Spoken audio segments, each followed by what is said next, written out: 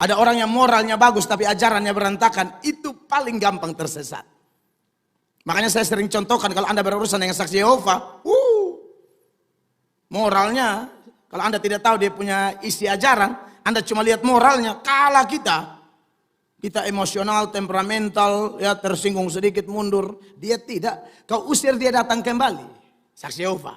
Tuhan peluk aku sebentar saja, hangatkan jiwa yang mulai lemah. Kami kagum dan hormat kepadamu, Allah yang setia dalam setiap detail perjalanan hidup kami. Pribadi lepas pribadi sebagai orang-orang yang sangat-sangat beruntung karena menerima belas kasihan, kemurahan. Kami berdiri di hadapan Tuhan dengan pemahaman yang sama, sikap hati yang sama, yaitu bahwa bukan kami yang memilih Tuhan, tapi Tuhan yang memilih kami. Tuhan bekerja, Tuhan menarik kami untuk ada terus-menerus mencari Tuhan, menikmati hadirat Tuhan, dan juga dituntun oleh firman-Mu yang berkuasa. Terima kasih banyak Allah yang hidup, seutuhnya pemberitaan firman Allah dari awal sampai selesai, biar ada dalam belas kasihan Tuhan, dalam kekudusan Tuhan, dalam urapan Tuhan. Demi nama Tuhan Yesus kami berdoa, dan semua yang rindu firman Tuhan Yesus, satu hati kita berkata, amin. Tepuk tangan yang meriah bagi Tuhan Yesus. Silakan duduk Bapak Ibu jemaat, kawan-kawan pelayan yang diberkati Tuhan. Puji Tuhan.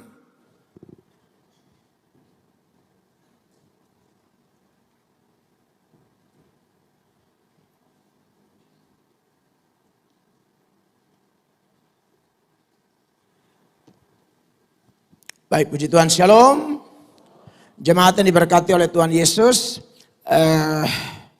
Mari kita buka satu bagian firman di dalam 2 Timotius 3 ayat 10. 2 Timotius 3 ayat 10, kita baca ayat ini dalam hitungan ketiga, 1, 2, dan 3. Tetapi engkau telah mengikuti ajaranku, cara hidupku, pendirianku, imanku, kesabaranku, kasihku, dan ketekunanku. Baik Bapak Ibu, dalam catatan khotbah saya, sebelum saya berangkat pelayanan bersama Ibu Gembala di Amerika, seingat saya waktu itu kita masih seputaran 2 Timotius 3 ayat 10 dalam eksposisi 2 Timotius 3 ini. Di mana kita sangat bersyukur setiap Rabu khusus porsi saya memang pelajaran firman-Nya dalam bentuk khotbah eksposisi, mempelajari firman bagian per bagian, saudara-saudara. Dan itu memang sangat baik sebab Tuhan Yesus sendiri melakukan pengajaran kurang lebih seperti itu, para nabi pun demikian, dengan tujuan supaya jemaat mendapatkan menu yang bertahap sesuai dengan kebutuhan kerohanian kita, bahkan perjalanan hidup kita di bumi ini. Memang yang paling tahu tahapan perjalanan iman seseorang pasti Tuhan sendiri yang adalah Gembala Agung. Tapi karena kita adalah perkumpulan di mana kita selalu bergaul, bertemu, bersekutu bersama, maka saya percaya Tuhan juga bisa bekerja memberitahukan kepada kita satu dengan yang lain bagaimana kebutuhan kita, apa yang harus terus-menerus disampaikan, apa yang harus terus-menerus diperbaiki, dipoles melalui persekutuan kita, di mana di dalamnya kita sama-sama belajar firman, dibersihkan oleh firman, ya. Nah, menarik saudara-saudara bahwa dari 2 Timotius 3 ayat 10 dalam eksposisi 2 Timotius pasal 3 ini ada 7 ciri yang bisa menjadi pilar kehidupan seorang Kristen yang benar. Seorang Kristen yang asli, seorang Kristen yang sejati menurut teladan Paulus dan menurut data ini. Sebab kalau kita belajar data yang lain lagi, tulisan Paulus yang lain lagi, maka kita akan menemukan pelajaran yang lain lagi. Kalau kita bahas Petrus punya lagi, kita akan temukan pelajaran yang lain. Jadi memang firman Allah itu sangat kaya, Bapak Ibu terkasih. Jadi kita secara rohani tidak akan kekurangan makanan, tidak akan kekurangan nutrisi, tidak akan kekurangan ajaran sehat. Karena firman ini begitu kaya, Bapak Ibu terkasih. Sehingga kita terus dipenuhi. Hidup kita ini kan ada jasmani, ada rohani. Secara jasmani kita butuh makan, minum, pakai, ya, olahraga, istirahat. Kalau yang sudah dikuduskan, ya butuh seks. Seperti itu ya. Kalau anak-anak yang masih muda tentu belum. Nanti setelah Anda diberkati dalam pernikahan kudus, di sanalah kebutuhan itu disalurkan secara kudus. Nah ini kebutuhan-kebutuhan kita. Tapi kalau kebutuhan roh, ya, itu firman Allah, doa, ibadah, pengampunan, kekudusan, keintiman, saat teduh. Itu jauh lebih penting dari kebutuhan-kebutuhan yang tadi. Bahkan ada orang yang karena rohaninya sudah dipenuhi luar biasa. Bahkan ada hal-hal yang seperti tadi tuh, kebutuhan lahiriah, tidak dialami pun tidak ngaruh. Makanya Paulus tidak nikah. Setelah dia kenal Tuhan. Ada tradisi yang mengatakan dia anggota Sanhedrin dan Sanhedrin pasti punya pasangan. Jadi Paulus itu pernah punya pasangan, tapi kemungkinan ketika dia percaya Yesus, pasangannya ini tidak setuju, lalu tinggalkan dia. Gara-gara tinggalkan dia, Paulus memutuskan tidak menikah lagi. Jadi perempuan itu yang pergi tinggalkan Paulus. Ya sudah, Paulus bilang aku sama Kristus saja. Dan keintimannya dengan Kristus itu dalam kesendirian sebagai seorang laki-laki normal ternyata jalan bagus sampai tutup usia dengan baik. Begitu ya. Makanya ada orang juga yang gara-gara imannya terpuaskan oleh Tuhan, dia juga tidak terlalu terpengaruh dengan kurang ini itu secara lahiriah yang seringkali membuat sejumlah orang tumbang dalam dosa hanya karena urusan makan, minum, pakai, pangkat, kedudukan, uang. Tapi kalau orang semakin saleh, dan itu pasti produk Roh Kudus melalui ajaran firman salah satunya, maka dia bisa kuat. Makanya ada orang tuh yang suka sekali puasa misalnya, demi kepentingan pelayanan. Ya, tidak, hidupnya juga sederhana saja, dia bagaya pas-pas lah. Ada orang yang mampu tahan diri seperti itu dan itu pasti karena kesalehan. Bahkan seperti saya bilang, orang-orang seperti itu katakanlah karena kita bahas Paulus dan tulisannya dan ciri-ciri Kristen yang benar menurut teladan Paulus. Orang seperti Paulus karena semakin hari semakin bergaul, semakin saleh, semakin mengejar kehadiran Tuhan seperti khotbah-khotbah yang sudah saya sampaikan, maka orang-orang seperti ini dapat berkat materi sedikit. Sedikit menurut pandangan dunia ini. Didapat sedikit sekali ya. Penghasilannya kalau konteks sekarang mungkin 1 juta sampai 1,5 juta per bulan. Atau di bawah itu. Tapi bisa-bisanya orang seperti Paulus mengatakan, aku berlimpah. Aku kelimpahan. Padahal menurut orang dunia yang tidak mengisi dirinya dengan kebutuhan rohani, mana bisa hidup cuma 1 juta, 1,5 juta. Dari mana ceritanya bisa hidup? Dari mana ceritanya zaman sekarang? Bisa cukup? Mana bisa, kata orang sih. Kata Paulus, tidak tuh, aku berlimpah. Anda bayangkan, dia dalam penjara. Yang bantu dia juga jemaat-jemaat miskin. Sebagai seperti jemaat di Makedonia, salah satunya jemaat Filipi. Orang miskin bantu orang terpenjara. Dan sama-sama orang saleh puas. Cukup. Melimpah katanya. Makanya dalam Filipi 4 ayat 18 itu sebagai pembanding nih. Paulus bilang begini, kini aku telah menerima semua yang perlu daripadamu. Padamu, mu di sini orang Filipi, orang-orang miskin. Ya.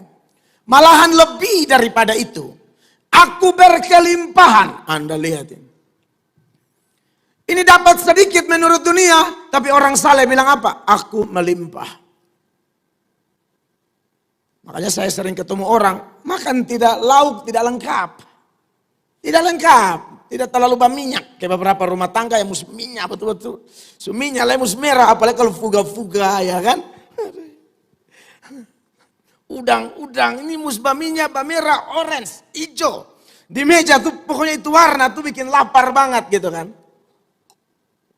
Merah, hijau, buah papaya, orange. Lemon ya kan, ada yang sampai begitu.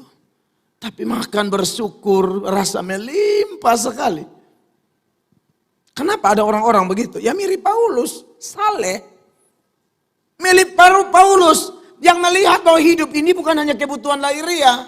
Ada kebutuhan yang jauh lebih penting dari pemenuhan kebutuhan lahiriah, yaitu pemenuhan kebutuhan rohani, pemenuhan kebutuhan batin.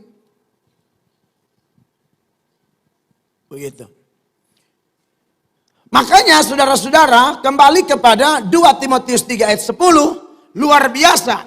Ada 7 hal di sana yang menjadi ciri kehidupan Kristen sejati yang bisa menjadi pilar bagi orang-orang Kristen, pengikut-pengikut Kristus. Dia bilang apa di sana? Ajaranku, didaskalia, ya kan? Cara hidupku, agoge.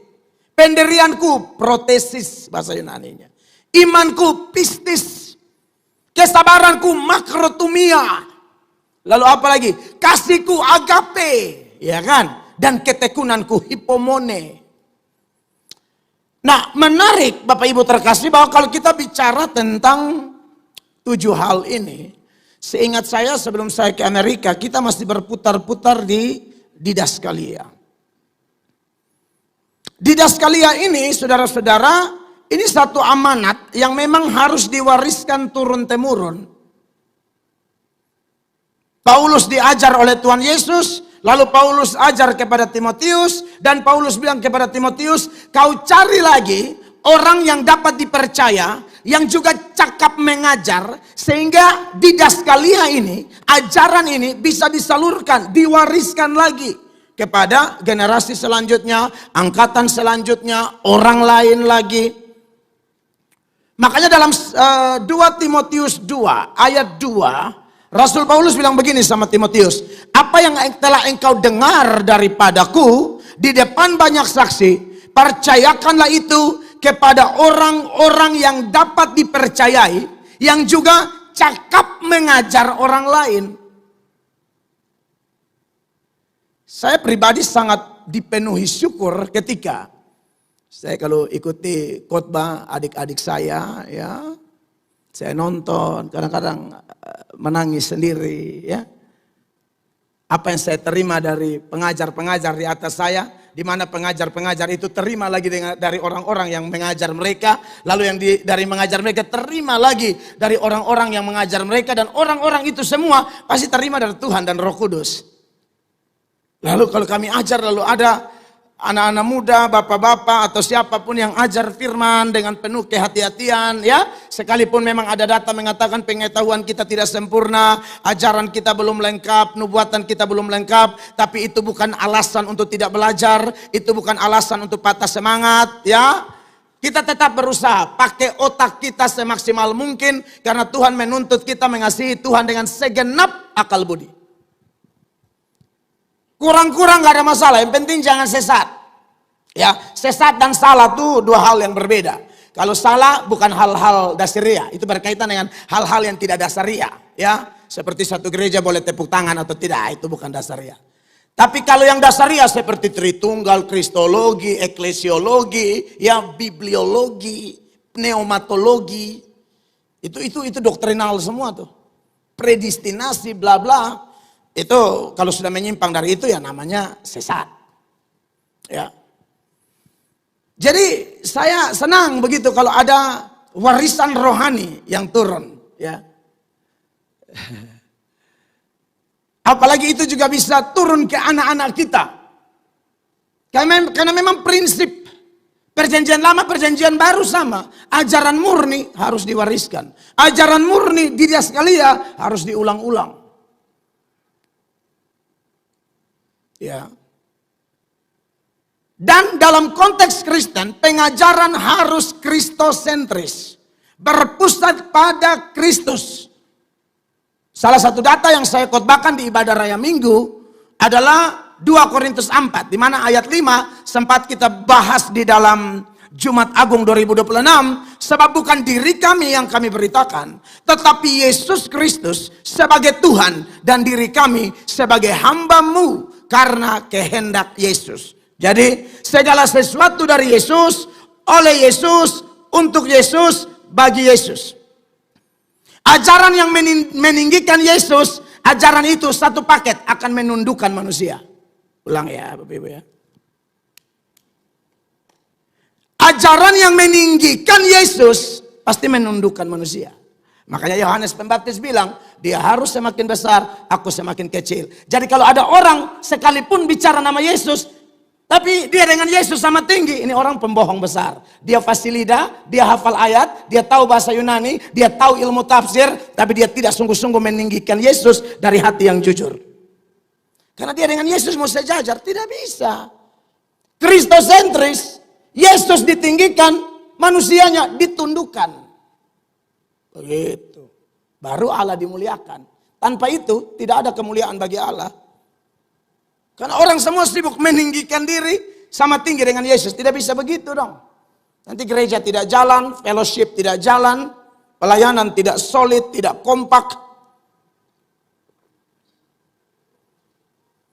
Makanya Paulus di awal surat Filipi, dia bilang begini kepada jemaat di Filipi dalam Filipi 1 ayat 1, Rasul Paulus bilang begini, dari Paulus dan Timotius, hamba-hamba Kristus Yesus, kepada semua orang kudus dalam Kristus Yesus di Filipi, dengan para penilik jemaat dan diaken. Jadi ini semua milik Yesus. Aku milik Yesus, Timotius milik Yesus, jemaat juga milik Yesus, orang kudus juga milik Yesus, para penilik dan diaken, semua milik Yesus. Padahal, Bapak Ibu jemaat tahu, ada banyak kelebihan Paulus dibanding Timotius. Usia lebih tua, jabatan rohani, dia rasul. Timotius bukan rasul. Ya. Dalam relasional dia dengan Timotius, dia mentor, dia bapak. Apalagi tulisan, hampir 50% perjanjian baru Paulus yang tulis. Apalagi mujizat, orang mati bangkit Paulus doa, sapu tangan kanan sembuh. Tapi waktu dia tulis ini, dia bilang apa? Dia tidak bilang dari Rasul Paulus dan anak didik Timotius, atau dari Rasul Paulus dan evangelis Timotius. Dari Paulus dan Timotius. Dia sejajarkan dirinya dengan Timotius. Kenapa ada orang model begini? Karena dia kristosentris. Apa yang menyebabkan orang yang punya banyak kelebihan tetap melihat anak muda, anak didik, kok sejajar gitu.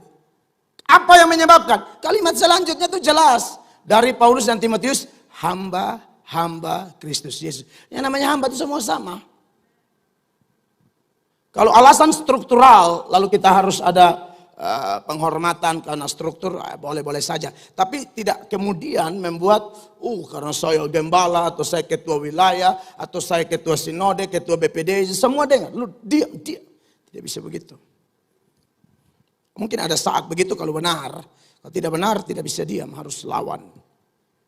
Demi kebaikan. Bukan lawan demi peperangan, membawa benih-benih perpecahan, bukan. Ya. Nah, jadi saudara-saudara yang diberkati oleh Tuhan Yesus, warisan rohani yang berpusat pada Kristus, yaitu didaskalia yang murni ini harus betul-betul menjadi pola di semua tubuh Kristus. Jadi ini ajaran semua gereja kalau mau belajar Alkitab sungguh-sungguh, pelan-pelan tapi pasti. Jadi kita akhirnya lihat manfaat dari didaskalia itu apa? Membentuk karakter kita semakin bagus. Nanti itu saya bahas di bagian selanjutnya agak lebih panjang. Ya. Jadi Bapak Ibu jemaat yang diberkati oleh Tuhan Yesus Kristus, ini penting ya, sekali lagi kita meninggikan Yesus, maka kita akan ditundukkan. Itu baru Tuhan dimuliakan. Ya, kalau Tuhan sudah dimuliakan, sisa yang berikut dia mampu bekerja melampaui apa yang kita pikirkan. Nah saudara-saudara yang diberkati oleh Tuhan Yesus Kristus, juga konteks 2 Timotius 3 itu karena berurusan dengan banyaknya penyesat. Lalu muncullah ayat-ayat ini oleh kehendak Tuhan kan. Berarti didaskalia itu juga memang bermanfaat memproteksi umat Tuhan dari penyesatan yang tak terhindarkan. Sudah merupakan nubuatan dan nubuat itu pasti digenapi. Jadi kita tidak bisa doa, Tuhan hilangkan penyesat, tidak bisa.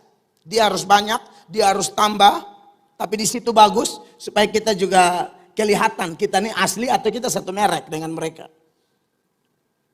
Ya. Dan itu kenapa Tuhan menempatkan di dalam gerejanya, di mana-mana. Tubuh Kristus, gereja yang kudus dan am. Itu ada gembala, pengajar, pemberita Injil dan seterusnya. Efesus 4 contohnya sebagai pembanding, mulai ayat 11. Coba lihat ayat-ayat ini Bapak Ibu. Dan ialah yang memberikan baik rasul-rasul maupun nabi-nabi, Ya. baik pemberita-pemberita Injil maupun gembala-gembala dan pengajar-pengajar. Iya, jadi ada 5 jabatan ini di dalam gereja Tuhan, saudara-saudara. Ini diberikan untuk jemaat tidak mudah diombang-ambingkan oleh pengajaran-pengajaran. Ya, saya sudah sampaikan ulang-ulang, penyesatan yang paling bahaya itu kalau menyesatkan orang melalui ajaran, doktrin-doktrin, ya, itu paling menyesatkan orang. Ada orang yang moralnya bagus tapi ajarannya berantakan, itu paling gampang tersesat. Makanya saya sering contohkan kalau Anda berurusan dengan saksi Yehova, moralnya, kalau Anda tidak tahu dia punya isi ajaran, Anda cuma lihat moralnya, kalah kita. Kita emosional, temperamental, ya tersinggung sedikit mundur. Dia tidak, kau usir dia datang kembali. Saksi Yehova. Ajarannya salah, dia tidak mengakui keilahian Yesus, dia merendahkan Yesus. Firman meninggikan Yesus, Roh Kudus meninggikan Yesus, saksi Yehova merendahkan Yesus. Tapi karena tampilan moralnya kelihatan baik, lembut, baju rapi, rok di bawah lutut, baru yang mengaku Yesus Tuhan dong. Rok rasa-rasa mau pakai rok.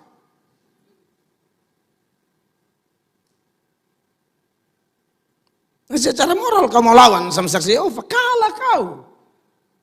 Kau mengaku Yesus Tuhan tapi dandanmu kayak mau telanjang. Saksi Yehova tidak. Jalan enak. Badak justru terlalu banyak. Artinya begini, badak banyak itu tidak dosa. Cuma dari pengalaman saya ketemu saksi Yehova, ibu-ibu di Amazing Grace badak lebih tabal. Kalau dari pengalaman saya ketemu ya.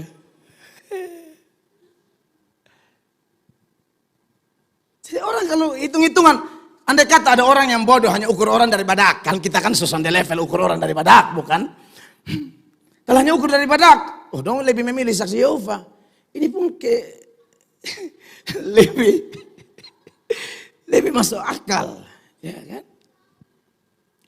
Tapi jangan saudara lihat ada ibu-ibu yang pakai badak, saksi Yehova bukan. Dong Amazing Grace rombongan badak tipis gitu. Dan belum lagi yang lain-lain, tahan banting sekali itu SSY itu. Saudara bisa lawan dong terlalu tahan banting.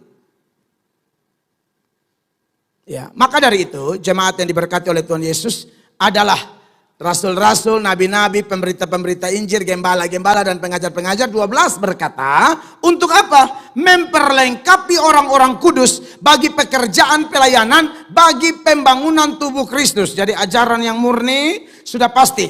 Ini yang menjadi fondasi kekristenan. Ya, ingat gereja pertama lahir karena khotbah, bertumbuh dari khotbah, bahkan mereka lah pemberita-pemberita firman yang luar biasa. Jadi memperlengkapi orang-orang kudus bagi pekerjaan pelayanan, bagi pembangunan tubuh Kristus. 13 berkata, sampai kita semua telah mencapai kesatuan iman dan pengetahuan yang benar tentang anak Allah. Berarti pengetahuannya bertambah, bertumbuh terus. Ya, jadi jangan puas dengan ajaran-ajaran moral saja di gereja. Harus mau belajar doktrin. Gereja dipenuhi dengan ajaran moral terus. Apa yang harus kita lakukan? Apa yang harus kita lakukan? Apa yang harus kita lakukan? Harusnya seimbang apa yang kita percayai dan apa yang harus kita lakukan. Bukan hanya apa yang harus kita lakukan, yang kita percaya ini apa? Yesus itu siapa? Kenapa dia disebut Allah? Kenapa dia disebut manusia? Apa itu Tritunggal? Ini yang kita percaya, ini mesti kuat. Bukan harus apa yang harus kita buat, apa yang harus kita buat, apa harus kita buat. Yang kita percaya itu apa? Dan menurut saya harus lebih teguh apa yang kita percayai itu, kita pahami dengan benar. Makanya dari 7 ciri yang menjadi pilar ini, didaskalia nomor 1. Ajaran. Ya. Pengetahuan yang benar tentang anak Allah, kedewasaan penuh dan tingkat pertumbuhan yang sesuai dengan kepenuhan Kristus. Lalu 14 sama-sama 23, sehingga apa? Kita bukan lagi anak-anak yang diombang-ambingkan oleh rupa-rupa angin pengajaran, oleh permainan palsu manusia dalam kelicikan mereka yang menyesatkan. Dengan adanya pengajaran, dengan adanya didaskalia yang berpusat pada Kristus, yang terus-menerus diwariskan kepada gereja, kepada keluarga, kepada keturunan, penyesatan tambah meningkat, tapi iman kita juga tambah meningkat. Jadi tidak akan mudah diombang-ambingkan. Makanya kita sangat beruntung ada di gereja yang betul-betul menjadikan ajaran sebagai ujung tombak. Kalau tidak bahaya Bapak Ibu. Gereja-gereja yang tidak menjadikan ajaran ujung tombak, walaupun hari-hari ini rame, itu hanya bom waktu. Tunggu meledak, bubar. Datang ajaran yang aneh dan spektakuler, motivasi rohani, sensasi rohani. Aduh, mulai bingung dia. Tapi anak Tuhan sejati, lu mau sapa kah? Sapa, mau dari Korea kah? Mau naik turun surga kah? Dia biasa saja, dia uji dulu, kita cek dulu. Sesuai firman. Kalau yang on langsung, aduh, paling bodoh. Paling bodoh, dia langsung ikut. Kayak gampang sekali terpengaruh dengan yang spektakuler tanpa diuji. Ini firman atau bukan? Benar atau bukan? Dia saja di situ. Maka rubuh ikut rame. Anak Tuhan sejati tidak ikut rame. Kita pengikut sejati, bukan ikut-ikutan. Nah, ini jadi itulah didaskalia itu sangat penting, ya. Jadi kalau saudara dengar ajaran, jangan telan sendiri-sendiri. Kalau rasa terlalu nikmat pun harus hati-hati tuh, karena yang manis jangan terlalu cepat ditelan, yang pahit jangan cepat ditolak toh. Ada gembala atau kakak-kakak rohani, pendeta-pendeta di gereja sharing. Dan kalau pendeta-pendeta sudah dikasih tahu begini, berarti Anda memang harus siap. Supaya orang tanya tahu jelaskan.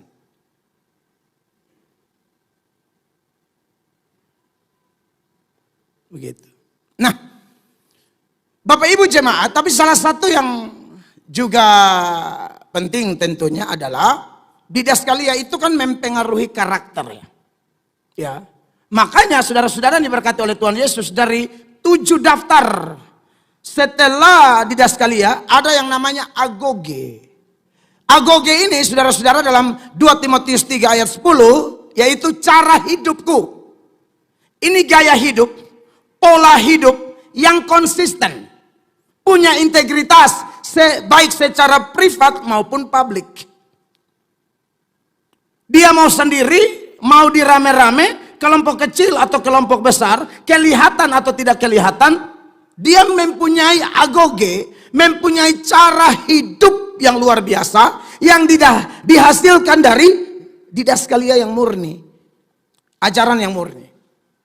Ajaran murni tidak bisa tidak, pasti menghadirkan gaya hidup yang benar, pendirian yang benar, cara hidup yang benar, agoge yang benar. Makanya kenapa dalam tulisan yang lain, misalnya dalam Filipi 1 ayat 27, Bapak Ibu terkasih, dikatakan hanya hendaklah hidupmu berpadanan dengan Injil Kristus. Jadi harus berpadanan antara Injil dan kehidupan, ajaran dan perilaku yang konsisten.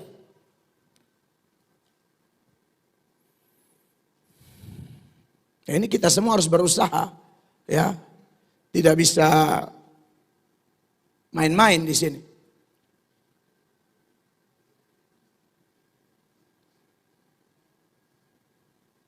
Banyak anak-anak pertumbuhannya agak kacau secara iman karena dia lihat orang tuanya nih jago omong. Oh, jago sekali. Dia lihat di rumah rusak ini orang tua. Di publik orang tuanya jago. Orang tua kalau pegang mic lu mati. Dia lebih dari ketua sinode yang beras pelantikan.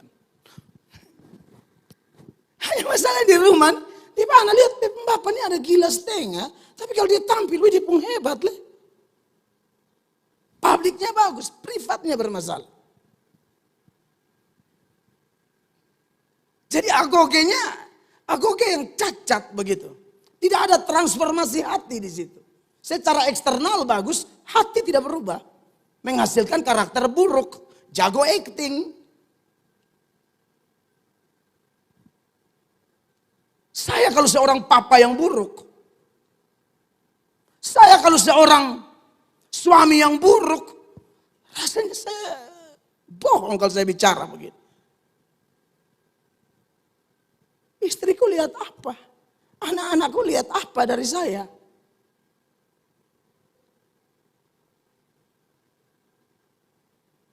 Kan banyak gereja akhirnya rusak. Gara-gara papa hebat di mimbar, di rumah tidak hebat. Secara rohani maksud saya. Hati-hati bapak ibu punya perilaku, hati-hati tuh. Nanti anak sudah kurang ajar baru mulai angkat kayu, mulai pukul anak. Padahal anak lihat dia nih. Kumis meleleh. Anak lihat dia nih. Dia mulai bikin diri ke Firaun di rumah.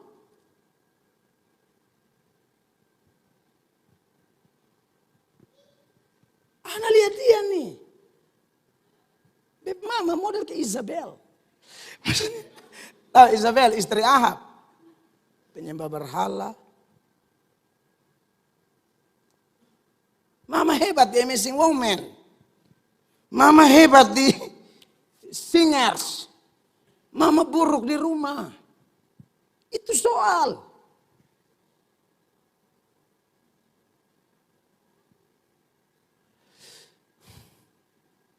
Ajaran yang baik.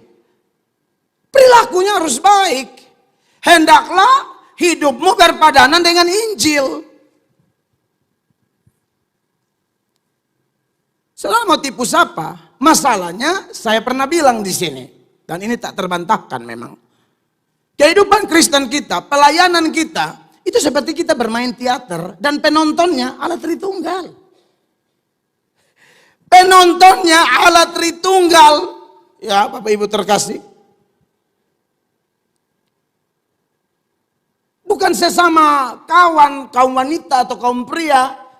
Atau pendeta, pendeta berharap jemaat lihat, jemaat berharap pendeta lihat. Bukan itu penonton sejati. Bukan dari mereka kita dapat upah. Dari dia, penikmat. Istilah acting kita lah, acting yang benar. Gitu. Makanya di 2 Timotius 4 itu mulai ayat 1 sebagai salah satu data pembanding. Tolong tunjukkan ya. Di hadapan Allah dan Kristus Yesus yang akan menghakimi orang yang hidup dan yang mati, aku berpesan dengan sungguh-sungguh kepadamu demi penyataannya dan demi kerajaannya. Iya. Di hadapan Allah dan Kristus yang akan menghakimi orang yang hidup. Artinya di hadapan Tuhan, Tuhan yang menyaksikan semua.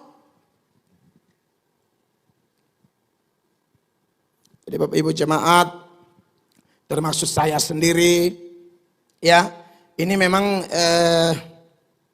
tidak boleh kita remehkan ya. Kita harus perhatikan baik-baik sehingga di dalam pelayanan kita, ya, cara hidup kita betul-betul cara hidup yang menjadi berkat, menjadi teladan bagi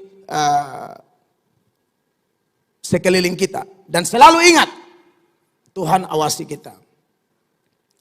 Paulus dia bilang, saya bukan hanya karena kalian lihat saya.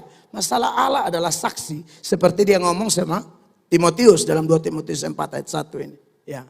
Juga bandingkan dengan di 1 Tesalonika 2 ayat 10. Paulus bilang begini kepada jemaat di Tesalonika. Kamu adalah saksi, demikian juga Allah.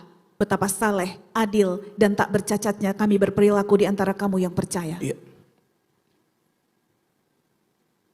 Kamu adalah saksi, demikian juga Allah. Allah adalah saksi. Nah, kalau kamu saya gampang kita tipu nih gampang. Nah, kalau ini hanya manusia ini kan kotong tipu gampang. Kotong kasih suara keras tambah air mata jatuh sudah percaya. Tuhan Allah. Air mata mau 2 ember juga. Tuhan saksi nah. Dia lihat sampai kedalaman hati.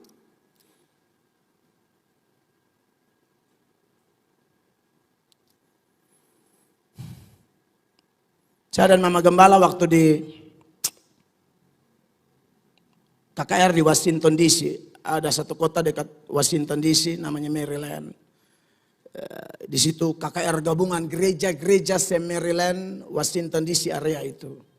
Itu khotbah terakhir kemarin di Amerika. Setelah itu kami putar-putar foto-foto di White House. Tapi White House tutup karena perang apa segala macam. Di kantor Presiden Amerika, di Capitol Building, dan sisa yang berikut di situ-situ. Dan kami diantar oleh seseorang yang memang sudah dikenal, semua orang tahu dia. Dan saya cek sampai istrinya. Naik oto langsung, tutup mata Pamel. Siap tutup mata. Tuhan Yesus, kami ada mau jalan ke pelayanan gini-gini, amin. Sampai tutup mata Pak, tutup mata lagi. Dia berdoa terus. Dan ini orang pun idola salah satu di Alkitab adalah Henok. Henok kenapa diangkat hidup-hidup? Bergaul dengan Allah terus. Jadi ini orang tukang berdoa. Sekarang karena mau pulang manfaatkan bagasi. Kan bagasi itu 1 orang 23 kilo. 1 orang 23 kilo kali 2. Jadi 2 koper 23 kilo. Nah, ini karena magem pemanggilan di situ ya. Jadi kami bawa 2 koper, pulang, 4 koper, pulang jadi 6. Ya. Ada magem su pikir, dulu siapa sudah apa, sekarang belum, siapa magem juga begitu. Biar kecil-kecil juga untuk akan usaha, gitu ya. Dan itu hati Ibu Gembala harus begitu. Jadi pas mau koper terakhir, saya mau beli koper. Om Adam bilang, Pak tidak usah, ada di rumah. Naik mobil lagi, baik duduk Pak, pasang seat belt, tutup mata. Bab tutup nama Adam. Dia bilang Adam pertama tuh yang bikin dosa. Adam kedua tuh Tuhan Yesus yang menembus dosa. Kita Adam ketiga nih mengaku dosa saja, jangan macam-macam. Dia bilang. Jadi Om Adam ketiga, itu masa mudanya hancur. Satu Washington DC tahu. Dia bakal ada hakim-hakim. Anak Maluku asli. 10-an, 40, 50 tahun. Masuk keluar penjara di Washington DC. Masuk keluar penjara orang Washington DC. Bule pun tahu dia. Badung banget. Subar tobat. Usia 70 sekarang. Semangat berdoa terus. Sampai di rumahnya. Buka rumah. Ada kayak radio atau tape. Hanya firman saya. Saya memang bergaul di Allah Pak. Saya harus terangkat. Saya harus alami seperti Henok. Saya akan bergaul dengan Yesus terus. Istri anaknya bilang, memang bapak tua begitu. Saya ketemu pendeta di beda kota. Kenal bapak ini, bilang, aduh itu tukang berdoa. Jadi memang dia bilang ini masalah Tuhan saksi kita.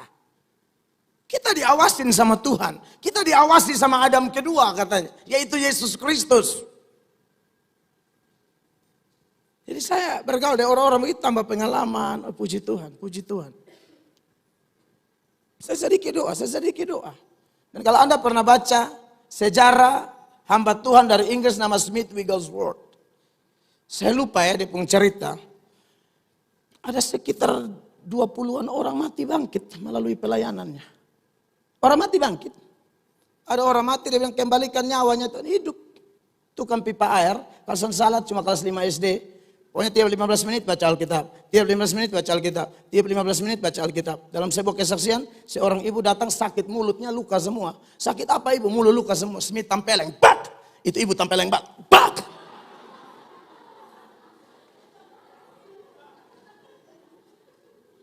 Habis tempeleng itu ibu sembuh total. Sembuh total. Dia luka kesariawan masuk parah punya. Sembuh total. Isu tempeleng balas ini Smith. Tidak apa-apa ibu refleks. Tapi tadi saya digerakkan untuk tempeleng ibu. Ya memang kalau itu di Kupang saya yakin pendetanya pasti mati cepat. Cuma maksudnya. Kenapa sih? Kalau orang dikasih karunia khusus mau bikin apa? Siapa membatasi Tuhan?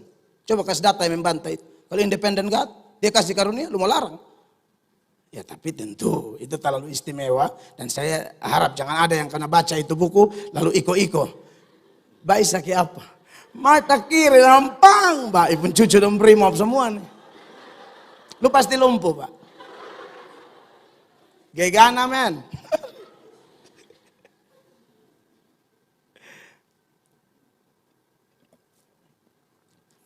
Ya mungkin pemahaman mereka kurang-kurang, tapi dengan bergaul dengan mereka, kita saling mengingatkan. Kalau ada yang salah, perbaiki, ada yang bengkok, luruskan. Tapi banyak orang terlalu belajar. Kehidupan doanya tidak bagus. Tapi kalau dia omong lebih dari teolog, besar satu. Lu berdoa tidak, lu omong teolog. Makanya beberapa teman sini bicara dengan saya. Dia bilang kalau Bapak Gembala punya nih pengajaran tuh mirip ya puritanisme, puritan. Saudara cek nanti googling aja puritan tuh kayak gimana. Itu orang yang ajarannya ketat, kekudusan dia tegaskan. Bukan cuma ajaran berpi rogo orang, ajaran berpi selingkuh, ajaran berpi WA orang pembini. Di sini kita transparan. Boleh saudara Bapak bongkar sudah. Bapak Gembala pernah bikin siapa di sini? Boleh, harus omong. Supaya jangan ada ditipu di sini. Coba, siapa? Mesti begitu, berani omong. Sekarang susah ada orang mesti dipercaya, ini karena mana? Kalau hanya omong aja, gampang.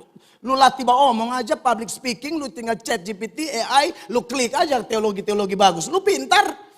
Lu tekun aja Elia Miron, sekolah teologi ya, walaupun banyak blundernya. Tapi dia kelihatan sekali fasih. Diundang ngajar di pendeta-pendeta. Bayangkan ini anak bukan sekolah teologi ya. Elia Miron. Otodidak. Pak Budi Arsali ada hantam dia judulnya Elia Miron sesat. Kalau Budi ya omong beta rasa itu bukan main-main. Ya tapi maksud saya. Kalau hanya omong-omong sama nggak ada kamera baru live. Siapa tahu lu hidup di rumah.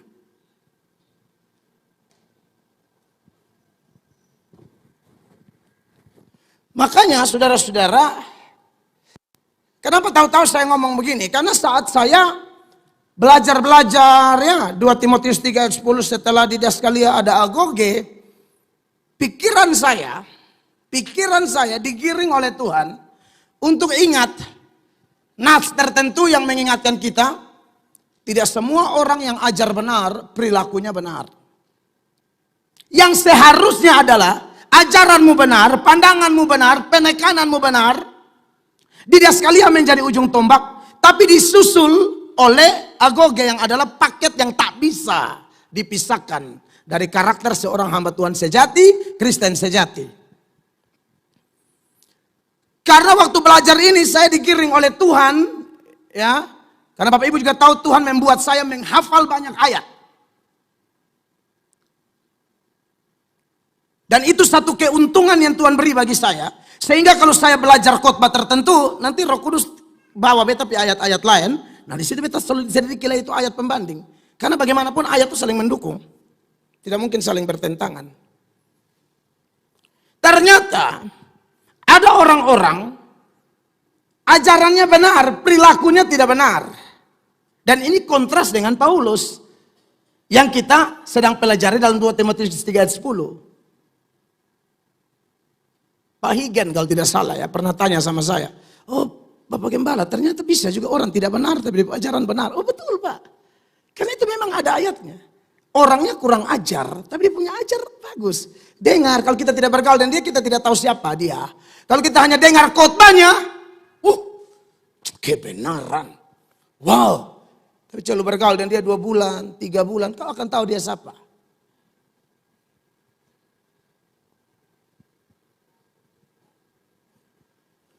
Tuhan Yesus sebagai yang maha tahu, dia paling tahu mana hamba Tuhan atau Kristen yang ajaran sama perilaku selaras. Dia tahu. Dia juga tahu mana orang yang ngaku hamba Tuhan punya jabatan struktural, ya. Katakanlah punya kursi-kursi sinode, kursi BPD, bla bla bla, termasuk gembala sidang, ya. Tapi perilakunya tidak benar. Eksternalnya bagus, tidak memiliki transformasi hati. Tidak mengalami itu. Dan itu di Matius 23 yang sering kita pakai sebagai data pembanding kalau bicara tentang bagaimana sikap kita kepada hamba Tuhan kan. Matius 23 mulai ayat 1, perhatikan. Maka berkatalah Yesus kepada orang banyak dan kepada murid-muridnya, katanya, Ya. ahli-ahli Taurat dan orang-orang Farisi telah menduduki kursi Musa. Sebab itu turutilah dan lakukanlah segala sesuatu yang mereka ajarkan kepadamu, tetapi janganlah kamu turuti perbuatan-perbuatan mereka, karena mereka mengajarkannya tetapi tidak melakukannya. 4, ada ciri lain dari mereka.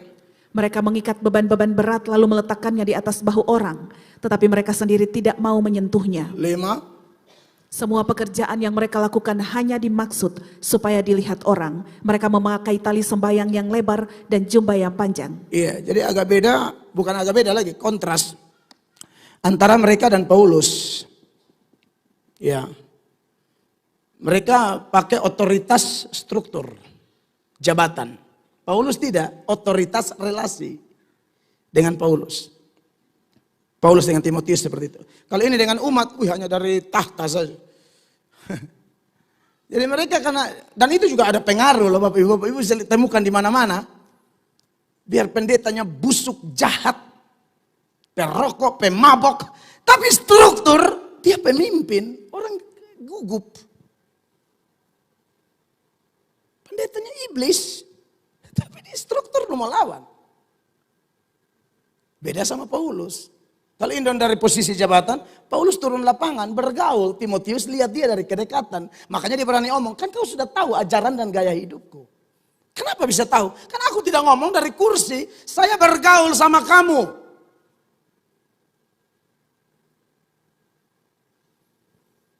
Saya juga tidak terlalu tertarik jadi pejabat ini, pejabat itu di gereja.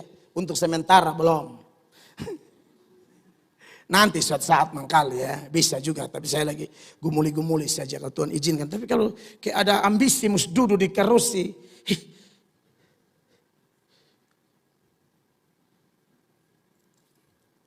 Bergaul dengan Bapak Ibu, jemaat, bakawan, baca cerita, jalan sama-sama di pelayanan, lebih indah.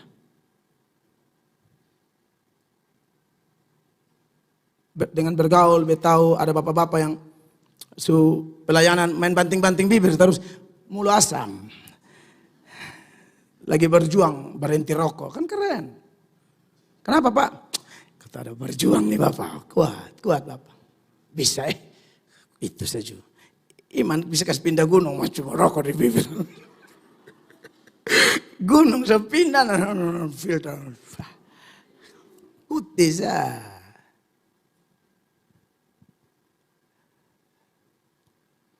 Iya kan, tapi enaklah kita bergaul begitu. Ya. Makanya Paulus nasihat Timotius juga begitu, Titus juga begitu. Kalian harus jadi teladan ya. Orang harus lihat ajaran dan perilaku kalian. Jangan bikin seperti Farisi-Farisi yang hanya mau bertitah saja. Mereka sibuk ikat beban di orang, tapi mereka sendiri tidak bikin apa-apa. Suruh orang menginjil, dia tidak menginjil. Suruh orang berdoa, dia tidak berdoa. Dan lain sebagainya. Kita tidak bisa jadi pemimpin begitu.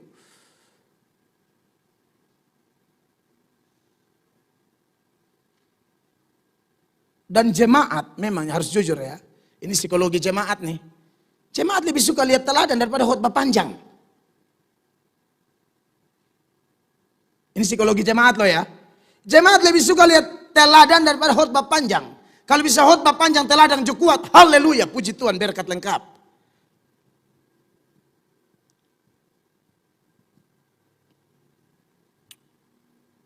Jadi memang ada perbedaan-perbedaan ya. Jadi saudara jangan aneh kalau ketemu orang ajaran bagus dan perilaku tidak bagus. Sekali lagi, kalau Paulus kenapa ajaran bagus, perilaku bagus, Paulus lahir baru. Ya, Paulus diubahkan, Paulus dipenuhi Roh Kudus. Sedangkan ahli Taurat Farisi ini tidak. Jadi dipenuhi atau tidaknya seseorang dengan Roh Kudus tidak tergantung kepada jabatan agamawi. Makanya salah satu syarat jadi pendeta di GSJA harus dipenuhi Roh Kudus. Yang memenuhi ya Tuhan. Tidak bisa jadi pendeta, mau jadi pendeta. Kamu harus kepenuhan roh. Mana jadi pendeta tidak dipenuhi roh?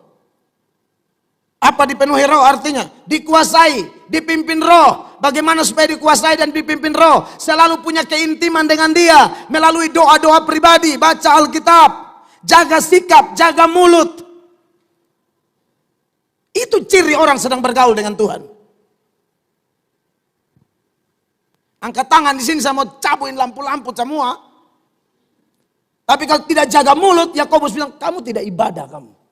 Ibadah bagaimana tidak jaga mulut? Yakobus bilang bagaimana beribadah tapi tidak kekang lidah. Kalau semakin kita bergaul dengan Tuhan sungguh-sungguh, kita omongan Tuhan akan tolong semakin berbobot. Yang penting-penting kita semua belajar deh. Yang penting tak usah omong.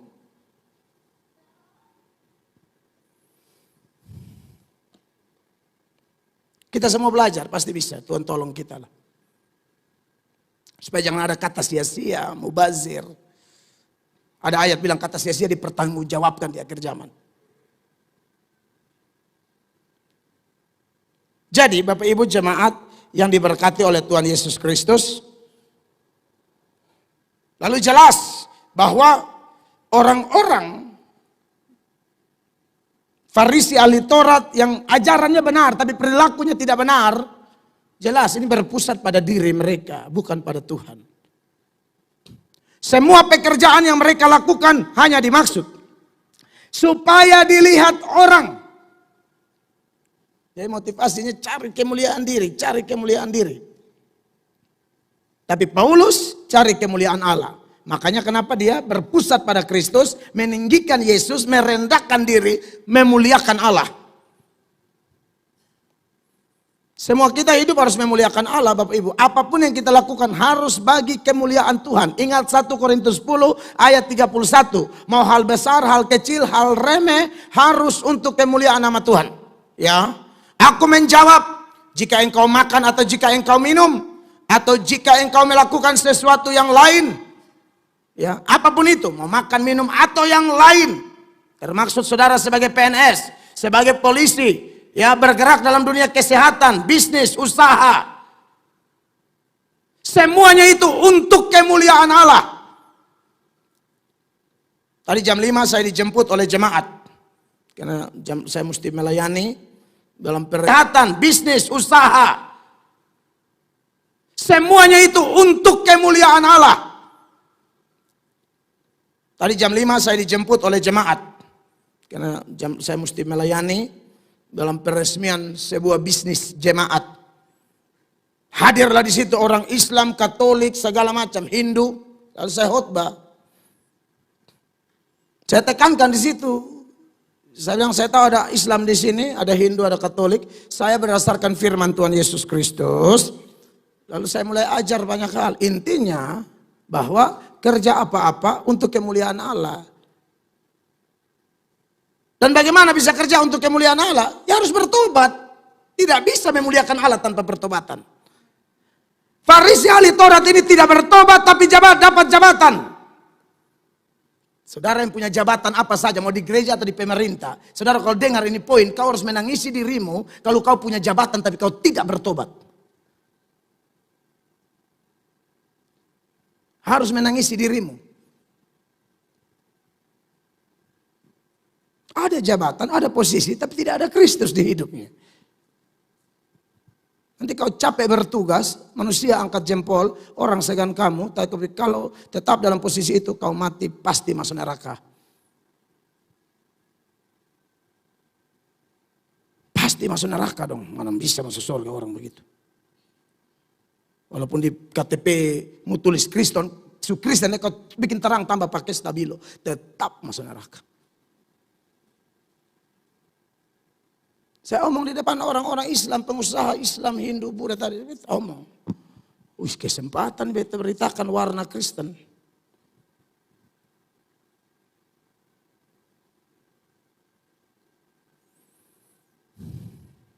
Ya, jadi ini harus menjadi bagian penting dalam kehidupan saya dan saudara ya. Oke, cukup sampai situ saja. Nanti minggu berikut baru kita lanjut lagi di protesis, pistis dan seterusnya. Beri tepuk tangan yang meriah bagi Tuhan Yesus. Kiranya Roh Kudus bantu kita untuk kita semua mampu menyerap ajaran yang benar, melahirkan gaya hidup yang benar, dan Tuhan dimuliakan. Mari kita berdiri sama-sama, Bapak Ibu. Tuhan peluk aku sebentar saja.